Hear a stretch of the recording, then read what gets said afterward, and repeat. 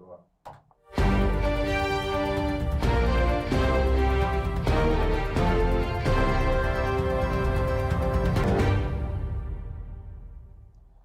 шановне господарство, у прамому эфіры 6 ТВ Беларусь, у студыі Евген Казакевич, і з намі на прамой сувязі заснавальнік Белага легіёна Сергей Бульба. Сергей, вітаю, рада вас бачыць.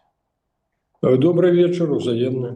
Ну што ж, я нагадаю, што мы працуем у прамым эфіры, таму калі ў вас, паважаныя гледачы, будуць пытанні, альбо яны ўжо ёсць, то пішыце іх у чаце пад гэтым відэа, самае цікавае я абавязкова агучу. Сергей, ну што ж, Лукашенко сёння паляцеў да Пуціна, некалькі дзён таму адбылася тэлефонная размова, пра якую беларускі бок доўга не паведамляў. У якім стане зараз увогуле стасункі паміж дзвюма краінамі? Ну, Мавр сделал свое дело, Мавр должен уйти. Ён, у прынцыпе, России больше не потребен. Ну, але ж это у гэтым не навіна, это было яшчэ так, і ў 20-м годзе ён абяцаў абмен на падтрымку задушэння пратэстаў, што ён абяцаў, што больш не будзе вылучацца. І падмануў, і Пуціна падмануў, і ўсё іхняе атачэнне падмануў. То бок зараз, глядзіце, зараз уже больш за год, як быў абяцаны крэдыт на так званае імпартазамяшчэнне, 1,5 мільярды, але ж пра яго ўжо, як бы так, спачатку проста не выдзялялі, але ж прынамсі абмяркоўвалі, а з паўгады ўжо нават не абмяркоўваюць. То бок Масква прынцыпова адмаўляецца фінансаваць беларускі рэжым. Що? То бок, глядзіце, на сённяшні дзень, па нашай інфармацыі, Лукашенко планаваў на вот это паседжанне вынесці каля 30 пытанняў у Москве. Москва адразу спісачак падкараціла до 7. Адпаведна, час сустрэчы падкарочаны таксама.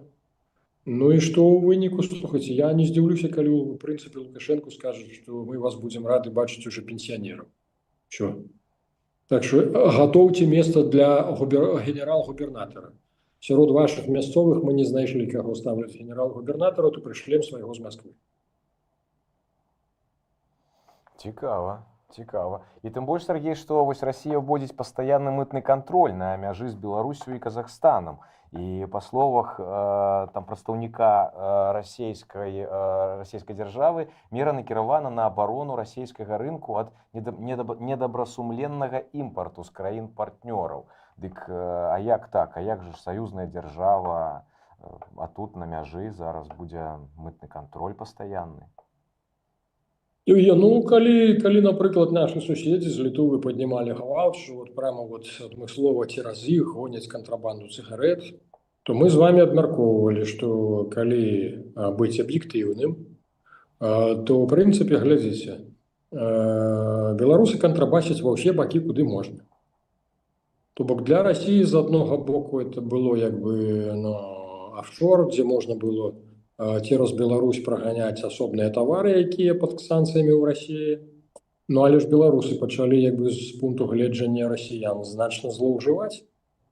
От глядзіце, калі на Еўропу, на еўразвяз, тыя ж паветраныя бурбалкі, недзе колькі яны загружалі, там 1500 пачак цыгарэтак, звычайная вага, якая рэнтабельная ў іх. То бок там доход ішоў ад 300-400%. То бок яны з пачкі мелі б 3-4 доляры. Это што на Польшу, што на Літву. А вот у другі бок, на Расію, там доход з пачкі, недзе центаў 80, максимум доляр. Таму беларусы на ўсходнім накірунку яны кантрабасілі не паветранымі карыкамі, а вагонамі, фурамі. То бок русакі папярэджвалі, раз, два, тры папярэджвалі. Ну, я так разумею, што, ў прынцыпе, стаміліся, да. Таму што іх свая тытунёвая вытворчасць. А беларусы, па статыстыцы, калі паглядзець, беларускія тытунёвыя фабрыкі вырабляюць 3-4 разы больш, чым спажываюць. То бок куды дзяецца яшчэ 300-400%, якія звыш таго, што спажываюць беларусы, спальваюць беларусы, куды дзяецца. Явно, що Росія і знову таки значно менш, але ж больш выгодна на краіны еўразвязу. Сергей, дарэчы, сёння вось прыйшла інфармацыя і навіна, што над Гомлем лётаў дрон камікадзе, гэта шахет, так? І там журналісты тэлефанавалі у гомельскі военкамат, і там ім сказалі, што гэта там навучанне, нічога страшнага, не хвалюйцеся. Ёсць якая у вас інфармацыя на гэты конт? І самае галоўнае, жыхароў палохалі, што ніякіх фотаздымкаў не размяшчаеце, то за фотаздымкі вас пасадзяць. Табе ўся інфармацыя. Дзе это, што это, куды это, як бы так, далейшы лёс яго невядомы, але ж, ну, вот як у Савецкім Саюзе. Калі вы нешта бачылі, то это зусім не тое, што вам падалося, і крый Божы. Заплюшчыце вочы і забудзьцеся, так? Да. Сергей, вось ва ўзброеных сілах праводзіцца другі этап праверкі ўзроўню баявой мабілізацыйнай гатоўнасці асобных злучэнняў вайсковых частак. Тэрмін працягласці гэтага віду збору можа складаць да 60 сутак. І паведамляецца, што масава на гэтыя зборы забіраюць гарадзенцаў. Што там за движуха пайшла ў войску?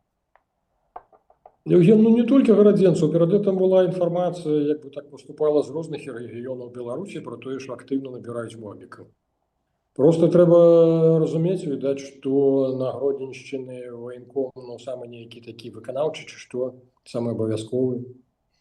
Таму што перад гэтым военкаматы сутыкнуліся з тым, што калі беларусам рассылаць позву недзе за месяц, то, ну, за месяц беларусы знаходзяць юрыдычнае абгрунтаванне, чаму яны не могуць. То бок там у яго там это самае забалела нешта вот рэзка, ці там это вот у суседкі кошка нараджае, але ж таксама трэба прысутнічаць, без ягонай дапамогі не народзіць. Ну, то бок, ну, военкаматы сутыкнуліся з тым, што калі беларусаў зараней папярэджваць, то іх збярэцца, ну, адсоткаў 25-30, не больш. Всё. І то, напэўна, не самых некемлівых, якія не прыдумалі, як адкасіць. Таму, каб пазбегнуць менавіта вот такіх вот варыянтаў, вырашылі абкатаць, калі позва ўручаецца з раніцы, а ўвечары ўжо чалавеку трэба быць на месцы. То бок, каб у яго было мінімальны час на што-небудзь прыдумаць. Ну і Гродзеншчына, відаць, вот якраз як бы выбіваецца ў перадавікі у гэтай галіне. То бок, напэўна, кіраўнік Гродзенскага облвоенкамата спадзяецца атрымаць ці то прэмію, ці то чарговае званне. Ну, а калі глядзець больш сур'ёзна, глядзіце, на сённяшні дзень пастаянна ідуць навучанні, то самае Прыбалтыка, Скандынавія. То бок, Еўропа, у прынцыпе, рыхтуецца, Еўропа напалоханая дзеяннямі Расіі, то, адпаведна, ля межаў Беларусі пастаянна адбываецца вайсковыя навучанні. А Лукашенко жыве ў парадыгме таго, што на нас мусяць напасці. То бок, ён сам сябе пра гэта пераконвае, яшчэ пачынаючы, ну, з 22-го года. То бок, спачатку яны самі прыдумалі, самі это запусцілі, што называецца, это хлусня другога ўзроўню. То бок, спачатку ты сам запускаеш, а потым, калі да цябе вяртаецца, ты сам здзіўляешся, о, нават баба Маня ўжо пра гэта гаворыць, значыцца, так яно і ёсць. Так вот, зараз усе бабы Мані пра гэта гавораць, Лукашенко свята верыць, то калі там адбываецца навучанне, нам трэба, як бы так, адпрацаваць алгарытмы для таго, калі сапраўды вот на нас нападуць, каб мы былі гатовыя да абароны. Таму, у прынцыпе, як бы так, з логікі, скажем так, ну, мобілізацыйнай падрыхтоўкі, як бы так, боегатоўнасці арміі, у прынцыпе, як бы Лукашенко робіць усё правільна. Тут ніякіх нараканняў. Ну, просто, што сам хібны пасыл, то, што Польшча, наадварот, на мяжы з намі ўсталявала жалезны плот 6-метровы і абгарадзілася, это самае, 2 мільёны мін заклала. Але ж, ну, калі мы праязджаў Патрушаў, мы памятаем Мінск, то яны это назвалі агрэсіўнымі дзеяннямі Захада, да? То бок, яны, ну, вот, давайте разумець, што яны жывуць у парадыгме, што Лукашенку прыйдуць звяргаць менавіта заходнікі. Таму ён, як бы так, вот у гэтым рэчышчы ён усё слушна робіць. Ну, а ў цэлым, вось мы ўжо прывыклі, што, да, там, колькі ўжо 4 гады ідзе вайна, і 4 гады у нас пастаянна нейкія навучанні ў войску, да, і вы самі колькі разоў казалі, што салдаты пастаянна ў такім баявым тонусе знаходзяцца. А зараз вось пачалі яны вось гэта народнае апалчэнне, гэтых простых людзей, хто раней быў у войску, зараз на гэтыя зборы цягаць. Гэта у вас не вызывае ніякага такого здзіўлення, насторожанасці? Евген, ну, народное ополчение и цивильная оборона, это же заўсёды, это ж реально для обороны. С таким войском ты не будешь никуда наступать. Вы ж бачили, напэўна, и відео, и фото этих славных вояроў народного ополчения.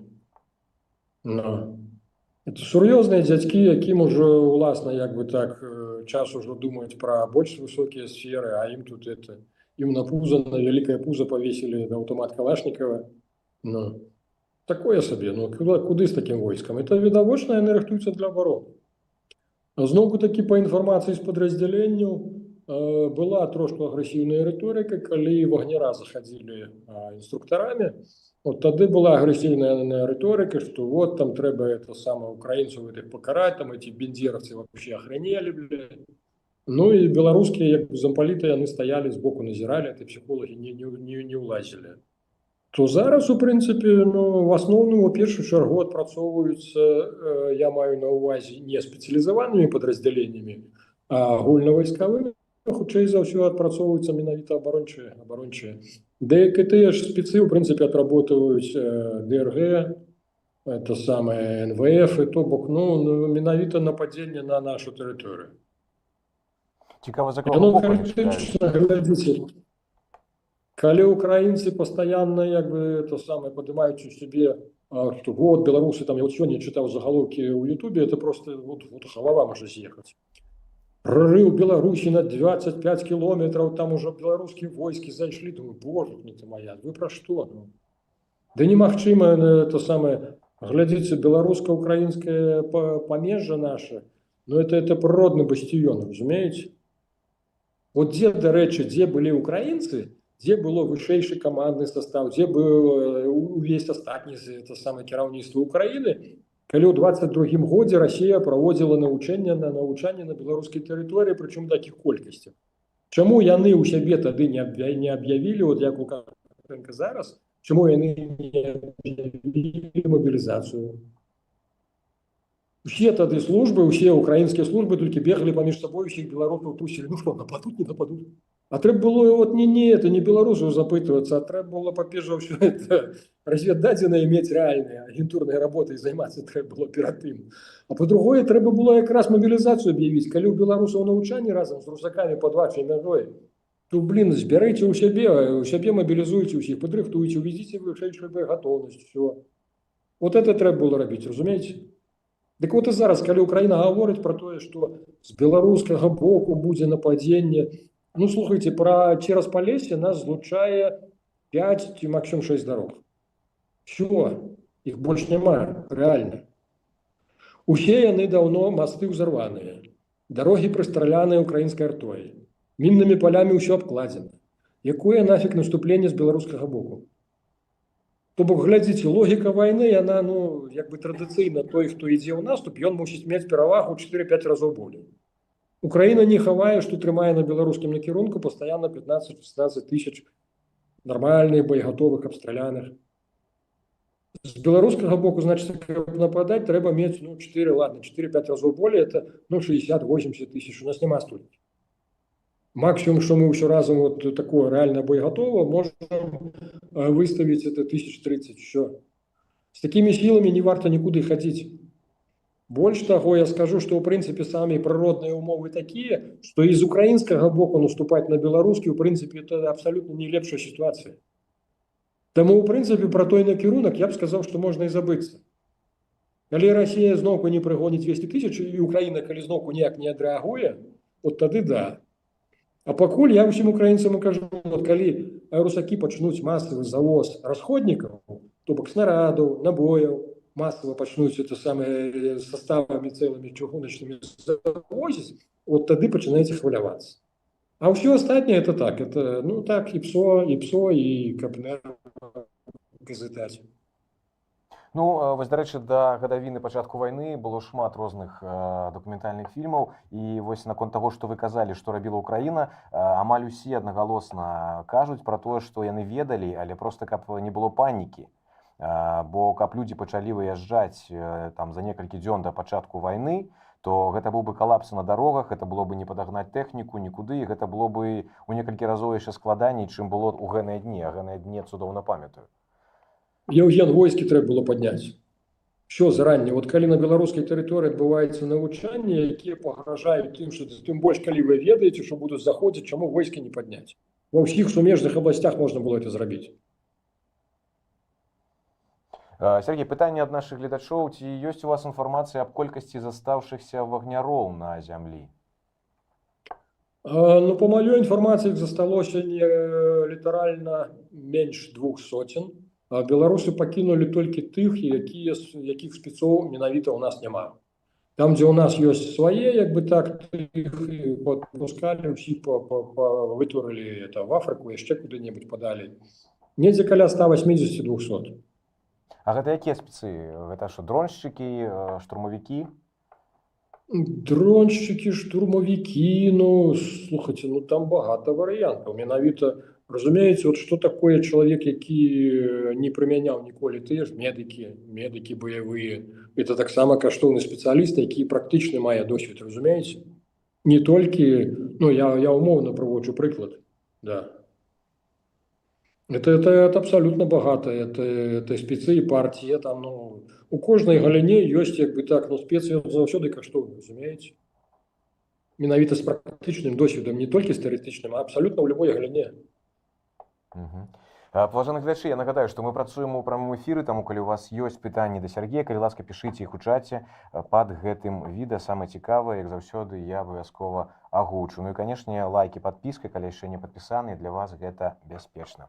На мінулым тыдні прэзідэнт Украіны Зеленскі падпісаў указ о павядзенні персанальных санкцыяў супраць самаабвешчанага прэзідэнта Беларусі Александра Лукашэнкі, цытата, за садзейнічанне Расіі ва ўзброенай агрэсіі супраць Украіны. І паводле Зеленскага, Лукашенко ўжо даволі даўно абменьвае суверэнітэт Беларусі на працяг асабістай улады. Сергей, чаму менавіта вось зараз толькі былі ўведзеныя праз 4 гады з пачатку вайны асабістыя санкцыі і дзеля чаго, які сэнс у іх зараз? Ну, Евген, па-перш за ўсё таму, што калі раней, вот пакуль Ермак узначалі ў АП Зеленскага, то пастаянна заганялі наратыў, што не трэба злаваць дзеда.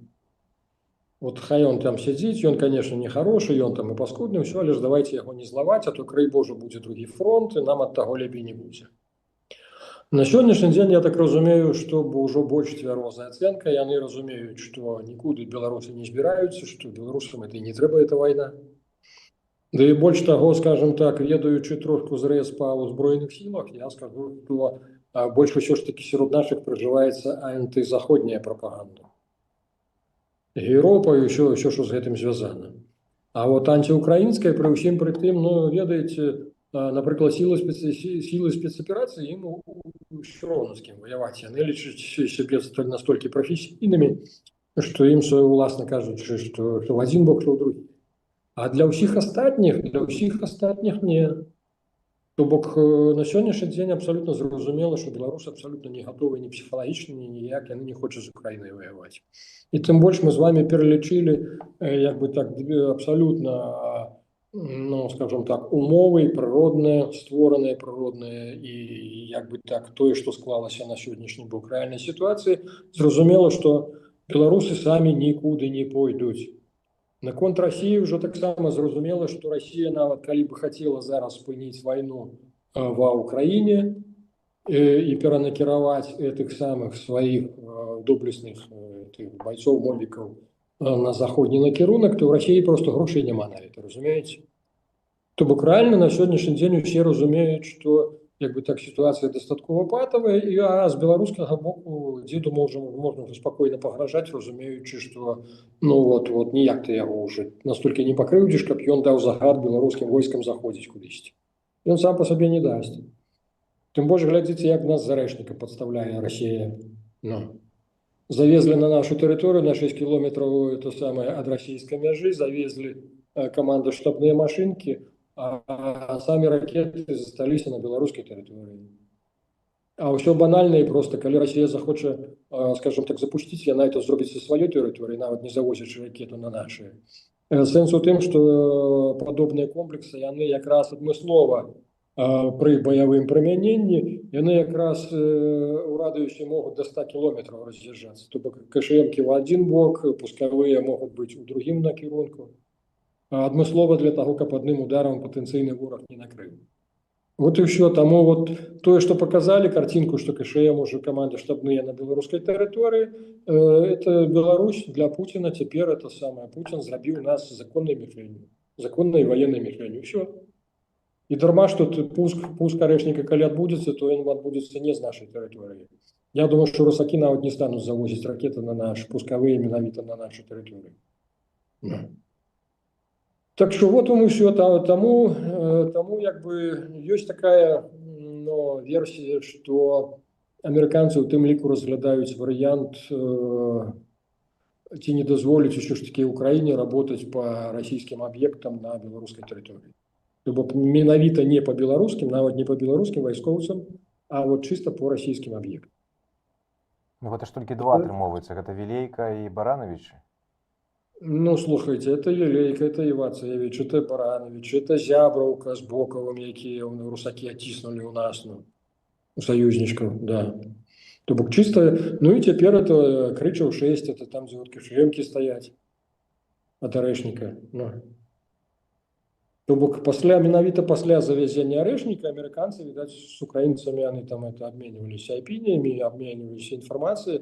І падобна ўсё ж таки, што прынамсі ўжо в абмеркаванні такі протакол ёсць. Так што дзеда перасталі баяцца і ўсе зараз бачаць, што Лукашенко ўсё, Лукашенко на закаце рэальна. Усе разумеюць, што ён ужо саслаб, ён рэальна ўжо не кіруе ні сітуацыяй, нічым. Эту ж інфармацыю усе ведаюць, што зараз любая нарада ў Беларусі адбываецца ў двух рэжымах. Калі камеры ўключаны, софіты ўключаны, Лукашенко грозны і сур'ёзны, раздае згады, там чыноўнікі опять у дзве дзюрачкі, там записываюць эти мудрыя мыслі, высказаныя солнцеподобным, да. Як толькі камеры выключыліся, уже і дзед не той, дзед уже падыходзіць да іх і лебезіць пачынае, што вы ж глядзіце, вы ж без мяне вас парвуць, прыйдуць эти БЧБшнікі, вас на слупах перавешаюць, так што вы ж глядзіце, мяне не здавайце, да. І пры этом, глядзіце, то ён Косінца ўжо абвінавачвае, што Косінец там паралельныя нейкія структуры арганізуе. То ён сярод сваіх гэтых вайсковаслужбоўцаў пачынае там это самае, то хто абвяшчаў праверку ў войсках? Вальфович. З якога бадуна Вальфович? То бок это што? Это атрымліваецца, што дзед сабраўся ўжо ў аман. А як бы так Вальфовича прывучае, як бы так, камандзіру вялікіх вайсковых злучэнняў до таго, што імі будзе кіраваць Вальфович, ці што? Это як разумець? То бок там у Беларусі ўнутры сітуацыі, я думаю, што Зеленскі это бачыць, і ўсе это ведаюць. А то, што адбылося, я, дарэчы, запытаўся, вы яго таксама калісьці запрашалі ў эфір таго генерала контрразведкі украінскай, які заўсёды сцвярджаў, што Тихановская, это московский проект. Я его запытаўся, я кажу, это шановный пан, это что опинию военной контрразведки в Украине администрация президента перестала поважать? И он так, ладно. Значит, некую гульню придумали. А вот то, что мне удалось зараз высветлить, это то, что американцы менавіта демократы, просяць усё ж таки за Тихановскую, то бок вот эта сустрэча, што адбылася паміж Зеленскім і Тихановскай, это просьба якраз дэмакратаў. І яны як бы прэзідэнт Украіны змушаны прыслухоўвацца, таму што яны разумеюць, што у Трампа апошняя кадэнцыя, што больш няма шансаў, што Трамп застанецца.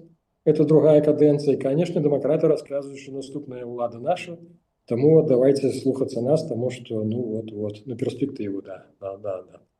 Хотя усе разумеюць, што это сорамна амерыканскім дэмакратам прызнацца, што яны ўбабахнулі цэлую кучу грошай і нішто, таму яны працягваюць як бы этот праект прасоўваць далей. Слухайте, вось даволі цікавыя думкі у вас наконт таго, што Лукашенко ўжо не патрэбны ні Пуціну, ні ЗША і нікому. А якія сцэнарыі ўвогуле вы разглядаеце? Вось калі вы кажаце, што ён не патрэбны. Якія мы можам, напрыклад, там некалькі сцэнароў спланаваць, спрагназаваць, што можа адбыцца, што гэта будзе яго неяк прыбяруць ад улады, альбо ён дасядзіць до 30-го года, і ў 30-м годзе, альбо там у 29-м мы ўбачым нейкі новы твар, які будзе раскручвацца з расійскіх грошы, ці можа гэта хтосьці скажем так, з 20-го года, з адных з лідараў, хтосьці можа быць. Якія ўвогуле сцэнарыі, якія ў вас думкі на гэты конт? Бо вы такую тэму цікавую закранулі, і хацелася б пачуць, што вы думаеце ўвогуле. Євген, пакуль Москва не бачыць нікога, хто б задавальняў яе, скажем так, хто б на сённяшні дзень, ну вот рэальна, калі яго прывесці да ўлады, каб ён мог атрымаць сітуацыю. Нават той же Карпенков, колькі ён не хваліцца там сярод сваіх, і наколькі ягоныя там сослужыўцы, паплечнікі не прапагандуюць, што якраз вот ён будзе класным гауляйтарам пасля таго, як вот Лукашэнкі не стане. Але слухайце, ну Москва з ім стане размаўляць толькі ў тым выпадку, калі ён зробіць ваенны пераварот і калі ён уладу зараз сам у Мінску забярэ. Ну. Але ж ну наўрад ці пры ўсіх сваіх амбіцыях ён наўрад ці на гэта здольны. Вот у чым сэнс. То бок усе астатнія, глядзіце, праекты, тое, што мы разглядалі, што Толстого вырошчваюць, там Крутого вырошчваюць, спецыяльна забралі там з Москвы пасла, да? Ну. То бок, ну, каго ў нас яшчэ узгадывалі, Румаса, што вот Румаса там кудысьці мусіць наблізіць. Ну, няма такой, я так разумею, няма кандыдатуры, на якой бы Москва сказала, вот это задавальняе, ладно, і вас тутэйшых, ну і нас. Такой кандыдатуры няма, таму я не здзіўлюся, што будзе калі сапраўды нейкі генерал-губернатар прысланы, як бы такім, ну, дырэктыўным спосабам, усё. Я іншых варыянтаў не бачу. Мы з вами давно говорили, што ўсе сілавікі рыхтуюцца да перадзелу ўлады пасля таго, як не будзе Лукашэнкі. А Лукашенко дае зразумець таксама, што з аднога боку яму і хочацца, як бы так, яшчэ выдаіць грошы з этой няшчаснай сінявокай, да, нашай з вами радзімай. Таму што яму ж усё мала, да. У Арабскія Эміраты і ў Аман ён яшчэ недастаткова інвеставаў. Ну, а з другого боку, глядзіце, ён же ж паказвае, што ён-то быццам і будзе змагацца. Ёсць версія нават тое, што вот падчас гэтых навучанняў спецыяльна апанентамі для Міністэрства абароны выступалі якраз карпенковскія атрады, што, маўляў, такім чынам Лукашенко прадэманстраваў Карпенкову, што ён разумее, на чым ён баку і што. То бок гэта ўсё, па-мойму, такія дадумкі, не больш таго. То бок я не бачу рэальна вот у Беларусі, глядзіце, ну не прыляціць это не 7-й амерыканскі флот, не 8-й, я не ведаю, там марсіянскі, і не прынясе Святлану Ціхановскую разам з тронам і не пасадзіць яе ў Мінску. Ну, няма такого варыянту. Усе мясцовыя кланы ўнутры Беларусі, яны падрыхтавалі кожны сваю армію. Ну. Терцель там у сябе робіць, што это і брат ягоны, там это і пагранвойскі яны. Я так разумеў для сябе, што ў прынцыпе я дзяліў так прыкладна, што Терцель, Віктор Лукашенко, што яны мусяць быць зацікаўленымі ў захаванні Беларусі. В адрозненне Карпенкову з Вальфовічамі, якім у прынцыпе, калі ім дадуць давераць кіраваць беларускай губерніяй Российской империи, их это задоволить. То вот, глядячи на дзеянні, як у прынцыпе, як дело робіць зараз той же Терцель, то яны не здольныя спіхнуць Карпенкова. А Лукашенко ж, глядзіце, ён боится любой ідэі, якая здольна аб'яднаць народ. Чаму? Тому що Лукашенко боится як огня вот этих самых националистов-патриотов. Ён прывык вот сваімі савецкімі мозгамі, ён сам сабе прыдумаў, што ён захавальнік нейкага балансу, таму яго ніяк не палохала, што, напрыклад, Карпенков там рускамірскі, а вот это вот ну, быццам бы беларусацэнтрычны. Галоўна, каб не было нацыяналістаў. Нацыяналісты для яго это страшна, таму што ён разумее, што яны носяць ідэі. А вот это памяркоўныя, безідэйныя, ну, што я разумею, хай вот там будуць нікога не кранаў увесь час. Ну, акрамя вот рэальных нацыяналістаў, я памятаю, як военная контрразведка вычышчала беларускія сілавыя структуры ад свядомых беларусаў. Прычым это давно, это колькі дзесяцігоддзяў уже вядзецца. Так што не здзіўляйцеся, яны пакінулі, якраз як я і смяяўся, это чырвона-зялёныя супраць этих расійскіх этих, якія з власаўскім сцягам бегаюць. Ну, сённяшні флаг, сцяг России, это ж власаўскі флаг, да? Мы ж з вами это разумеем. Генерал Власов, да.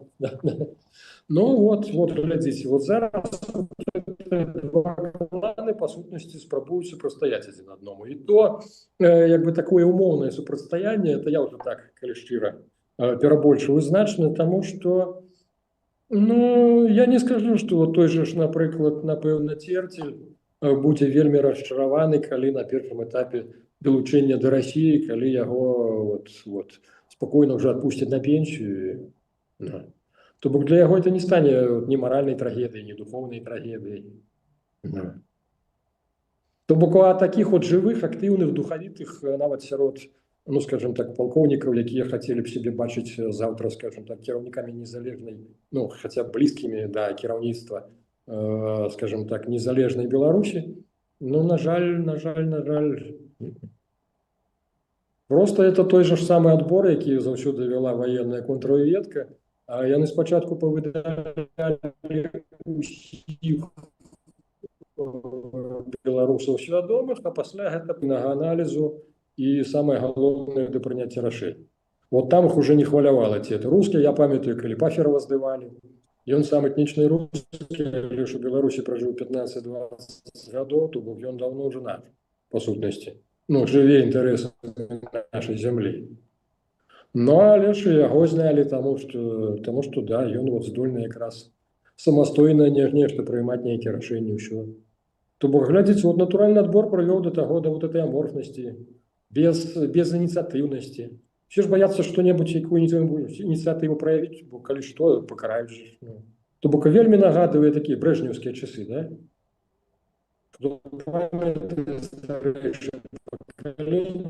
Ніхто ні за што не хоча адказваць, ніхто ніякую ініцыятыву не вылучае, таму што, ай, вот, ну, плоцяць грошай, ладно, і не дурыце галаву, ўсё. То бок ситуация, Ну, насамрэч, мы на так доўга сённяшні дзень маем працягвацца не можа, стагнацыю. так ж доўга не можа працягвацца, правильно, Сергей? Гісторыю мы крыху ведаем. Ну, Евген, ну, доўга працягвацца, ну, слухайце, вот для нашага з вами жыцця это доўга, а для тысячагадовай паднябеснай імперыі кітайскай яны скажуць, што это іманенне. Так што тут же ж у кожнага свая лінеечка. Ну, так. Для нас, да, Сергей, это дарэчы, доўга. Ну, але ж, да, так Россия, глядзіце, Россия пакуль не до нас. Россия пакуль не до нас, и этим Лукашенко карыстаецца. Всё. Вот не ведаю, чым ён прыедзе зараз з Москвы, а Россия, калі узнагародзіць яго якім-небудзь ордэнам, то это будзе гаварыць про тое, што, ну, пачётны пенсіянер. Да. Ну, будем сачыць. Россия зараз не до нас, Сергей, але вось уже 5-й год пайшоў вайны, вось недавно гадавіна была пачатку вайны. Што вы думаеце ўвогуле? Ці ёсць канец краю? Бо такое адчуванне, што гэта вайна ўжо так забуксавала і, магчыма, што надоўга. У вас якое ўражанне і адчуванне? Евген, да, я кажу, что Россия не збіраецца спыняцца. Россия не можа спыніцца. Потому что, калі Россия выходзіць вот у такім стане эканамічным, як яна ёсць, ну, это вот тое, пра што мы з вами гаварылі, что это вяртанне якраз вот гістарычнага цыклу 1917-1918 года. Такое уже было 100 гадоў таму назад. Яны як бы разумныя, яны паспрабавалі этой падзеі, ну, каб яны не паўтарыліся, то бок яны ўсё зрабілі. Як я выказваў меркаванне, што у 2014 годзе яны арганізавалі якраз эту Донецк с Луганском с этими рассказами про то, что в Украине грамадзянская война, только для того, каб тыя самыя пасіянары, якія маглі ў 17 годзе зрабіць рэвалюцыю ў Москве, каб пакласці іх перагноем менавіта ў Донецкую землю, ва украінскую. Зараз ситуация, ну вот уявіце сабе, у іх на фронте задзейнічана каля 1 200 000. Куды это все девать? Яны их не могут зараз вернуть внутрь самой России, тем больше, ну, реабилитацией, психологичной реабилитацией их заниматься никто не будет. Это люди в основном, ну давайте будем реалистами, якія привыкли, особливо вот уявите себе этой морозы, якія зараз были. Плюс до этого того, что постоянный стресс, это постоянная война, это алкоголь, это наркота, это что за угодно, как выжить, люди уживают шеляквые, вот реально для того, как выжить. И вот уявите себе, человек с такой психикой вертается в родную пенсию. Ну, побадзяўся он месяц-два, ну, за полгода пропил еще, что навоевал, что далее. Работы няма, дык і работаць яму наўрад ці захочацца пасля вот тых выпрабаванняў, які ён прайшоў. Таму для России, для вот этих людей, якія называюць себе эффективными менеджерами в Москве, им постоянно трэба будзе России нейкая вонкавая задача. Бо крый Божа, яны цудоўна разумеюць, що крый Божа, калі іх пакінуць вырашаць унутраныя праблемы, яны ж парвуць зноў какую-то Россию. Яны ж зноўку падзеляцца на якіх-небудзь там белых, чырвоных, там зялёных, карычневых і пачнуць зноўку традыцыйна шчыміць адзін аднаго. Сергей, дарэчы, а што вы думаеце наконт магчымай мабілізацыі ў Расіі? Бо зараз так званыя расійскія лібералы ў Ютубе шмат пра гэта кажуць, таму што блакуецца Тэлеграм з 1 красавіка ў іх там увогуле, і што гэта як бы такі першы крок да другой хвалі мабілізацыі. Што вы думаеце на гэты конт? Я таксама думаю, что это не выпадковасць.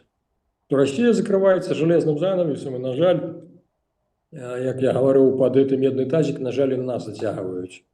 Вот у чым беда. Каб яны самі там закрываліся, то хай там дзеляцца, сапраўды, это на зялёных, чырвоных, да, но аханяюць адзін аднаго. Вот той, што нас могуць уцягнуць. Ну, але з другого боку, вот каштоўнасць той дзяржавы, якую мы з вами маем на сённяшні дзень, то, в принципе, якраз выканаўчая дысцыпліна нормальная, все структуры ўсё работаюць, усё. То бок нават калі ў Расіі пачнецца грамадзянская вайна, то, в принципе, я думаю, што нават от сённяшні рэжым, ці ў тое, што ён трансфармуецца, ён будзе здольны, як бы так, на ўсходняй граніцы блакаваць і не запусціць іх. То бок это і добра, што Расія сама аднаўляе мяжу. Ну, то глядзіш, мы за гэты час, як бы так, панастроім там чаго-небудзь на граніцы. Ну. Сергей, я б хацеў тэму закрануць. Прэзідэнт Польшы Наўроцкі сказаў, што Польшы неабходна рухацца да валодання ўласнай ядзернай зброяй. Як вы ўвогуле ставіце да такой магчымасці, наколькі гэта верагодна, што у Польшы можа з'явіцца свая ядерная зброя? Мы разумеем, чаму ён пра гэта кажа, таму што вайна, але якая верагоднасць, што зараз, магчыма, не толькі Польша, а іншыя краіны будуць заяўляць пра тое, што ім неабходна ядерная зброя, каб обороняться? Ну, близкий до нас регион турки заявили про то самое. А потом, глядите, уже шла размова, это то, что польский президент, ее не первый это озвучил, а уже были перемовы паміж немцами, французами, то бок про стварэнне нейкай умоўнай праграмы еўрапейскай ядзернай зброі, агульнай для Европы. То бок, ну, пакуль што яны як бы так не дасягнулі ўзаемаразумення ў нейкіх тактычных момантах, але стратэгічна як бы так увесь свет задумаўся, што, глядзіце, зараз у прынцыпе на планеце ўтвараецца, ну, скажем так, ну, 6-7 такіх сур'ёзных кангламерацый, куды краіны будуць, скажем так, пад чый парасончык збівацца. І, в прынцыпе, якраз гарантам гэтага парасона это і будзе ядзерная зброя. Таму зараз кожныя сярэднія краіны, маленькія краіны задумаліся, як выжываць. То бок это трэба ці сапраўды прымкнуць у саюз з кімсьці, хто мае ядзерную зброю, ці абзаводзіць сваёй. То бок Расія ўсіх навучыла. Вот у Пуціна цудоўная многаходовачка. Гуртаваў это самае ад прасоўвання НАТО на ўсход, да? Што і Фінляндія ўжо, Скандынавія ўжо НАТО, напалохаў усю Европу, што зараз уся Европа пачынае задумывацца, дзе ж нам узяць ядзерную зброю, каб вот гэты вот дурань до нас не прыйшоў. То бок геній. Я стратег. Так, ну што ж, дзякуй, Сергей, вялікі за размову. Сустрэнемся з вами роўна праз тыдзень, у наступны чацвер у 21:00 па Менску. Гонар і годнасць. Паважаныя гледачы, я нагадаю, што сёння з намі на прамой сувязі быў заснавальнік Белага легіёна Сергей Бульба. Падабайкі, падпісвайцеся на канал, калі не падпісаны яшчэ, і для вас гэта бяспечна, бо бяспека гэта галоўнае. Да сустрэчы, беражыце сябе і жыве Беларусь.